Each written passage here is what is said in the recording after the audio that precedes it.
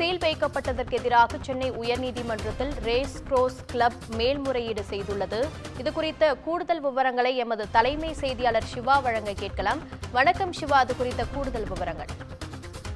Sukanya, race course நிர்வாகம் நீண்ட ஆண்டுகளாக குத்தகை பாக்கியை செலுத்தாத நிலையில அதற்கு தமிழக அரசு சீல் வைத்திருந்த நிலையில இதனை எதிர்த்து தற்போது நீதிமன்றத்தில் மேல்முறையீடு செய்திருக்கிறது ரேஸ் கோர்ஸ் நிர்வாகம். குறிப்பாக சென்னை ரேஸ் கோர்ஸ் என்பது சென்னை மாகாண அரசு 1946ஆம் ஆண்டு இருக்கும் போதே 160 ஏக்கர் 86 சென்ட் நிலம் 99 ஆண்டுகளுக்கு குத்தகைக்கு எடுத்திருந்தது. ஆண்டுக்கு அப்போது 614 ரூபாய் வாடகையாக நிர்ணயிக்கப்பட்டிருந்த நிலையில 1970ஆம் ஆண்டு டிசம்பர் 18ஆம் தேதி முதல் வாடகை உயர்த்துவதாக அதற்கு விளக்கம் அளிக்கும்படி ஏற்கனவே மாம்பலம் கிண்டி தாசில்தார் ரேஸ் கிளப்புக்கு ஏற்கனவே நோட்டீஸ் அனுப்பியிருந்தனர். இந்த நிலையில்தான் இந்த நோட்டீஸ்க்கு பதிலளித்த ரேஸ் கிளப் நிர்வாகம் 1946ஆம் ஆண்டு ஒப்பந்தத்தில் வாடகை உயர்த்துவது குறித்த பிரிவு எதுவும் இல்லை என்று அப்போது விளக்கம் அளித்திருந்தது. இந்த விளக்கத்தை நிராகரித்திருந்த அரசு இதுவரை 730 கோடியே 86,81,000 ரூபாய் வாடகை பாக்கி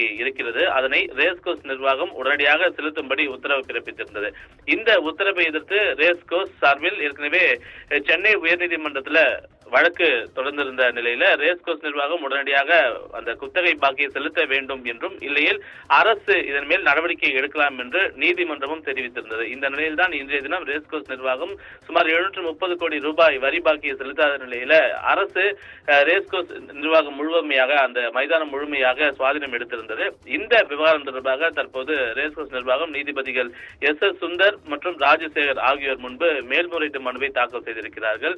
ஏற்கனவே போட்டிருக்கக்கூடிய ஒப்பந்தத்தின்படி தங்களுக்கு வரி உயர்வு, குத்தகையினுடைய உயர்வு தொடர்பான எந்த ஒரு விதியும் இல்லாத நிலையில அரசு மீண்டும் மீண்டும் இந்த வரியை உயர்த்துவது ஏற்கத்தக்கது அல்ல என்றும், எனவே இது தொடர்பாக ஏற்கனவே சீல் வைக்கப்பட்டிருக்கக்கூடிய ரேஸ் கோர்ஸுக்கு உடனடியாக சீலை அகற்றி பயன்பாட்டிற்கு வழங்க உத்தரவிட வேண்டும் என்று நீதிபதிகள் முன்பு மேல்முறையீடு செய்திருக்கிறார்கள். எனவே இந்த மேல்முறையீட்டு மனு இன்று பிற்பகலில் விசாரணைக்கு வருகிறது. சுகன்யா, உங்கள் விவரங்களுக்கு நன்றி சிவா.